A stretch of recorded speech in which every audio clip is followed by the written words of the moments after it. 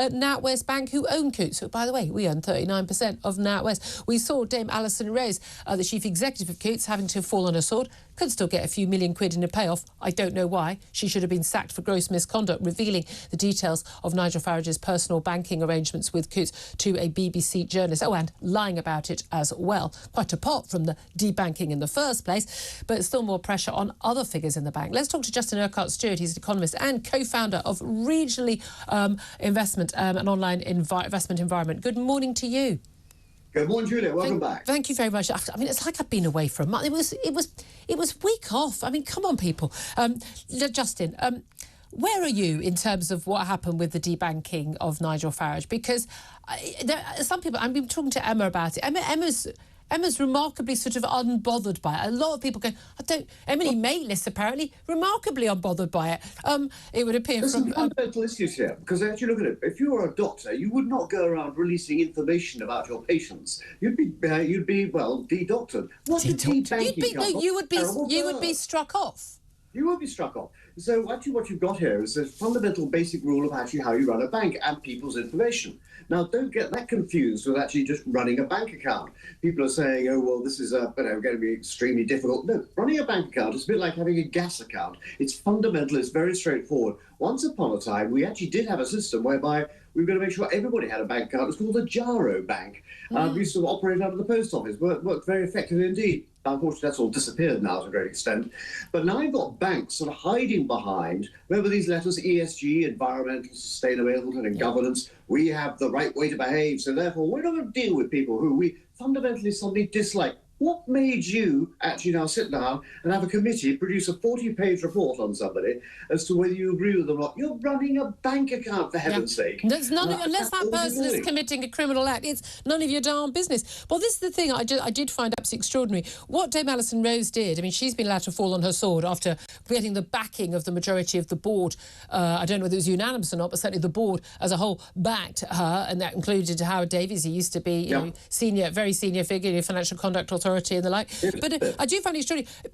If Dame Alison Rose was just Alison Rose and she worked as a teller in a local bank, and I went to go to that bank, and then she decided to tell me what the last person in front of me, what they had in their account, or told me a lie about that, she would lose her job, sacked for gross misconduct like that. The idea that she was not sacked, I find extraordinary. The idea she can get a payoff of any sort, by the way, partly our money because we're the 39% shareholder, but the fact also that anyone on the board of NatWest who knew what she did, because presumably she told them what she did, it was in the public domain, when they backed her last week, the night before she did actually end up falling on her sword, after basically the government basically said, we're not going to put up with this anymore.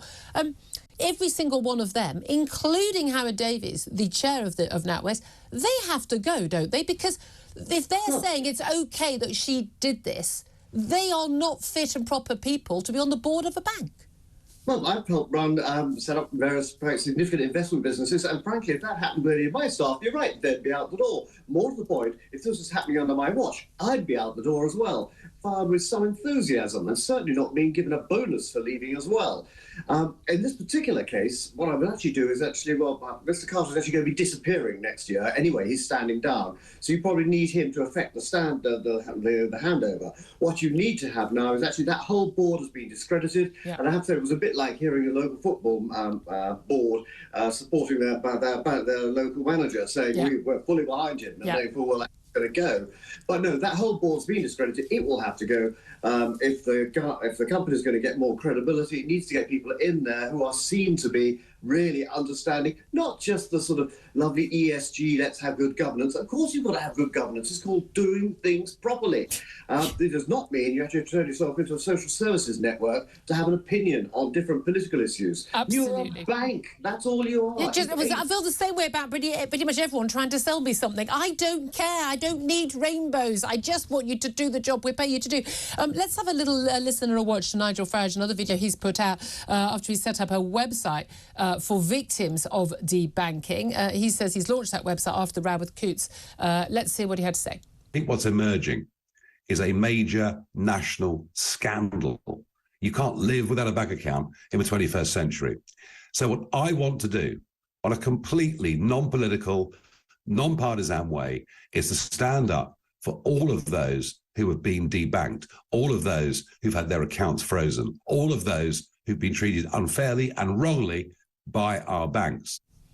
I mean, let's see where this goes. But I think the key thing here, Justin Urquhart-Stewart, is that it wasn't just Nigel Farage. It wasn't for the reasons we were originally told. It is, I mean, tens of thousands of people who've been debanked. And it's fascinating to see actually how, yet again, he's been able to actually bring everybody together. In fact, unite every single political party in terms of actually saying this is the wrong way to behave. Yeah. Really quite astonishing. But really, the banks have got and also the regulators can only blame themselves for this, because they all thought they were actually going to be also nice and green about it all. When in fact, actually, don't overpay yourself, don't overblow yourself. You were saved 10 years ago, more than that, 2008. And we, of course, we own 39% of NatWest. They must do what they're supposed to be doing, running a bank. That is it. If everyone could just get back to doing the job they're paid to do. I know this is a mad thing, but it might just work. Always so good to talk to you, Justin Urquhart-Stewart. Thank you very much indeed for that.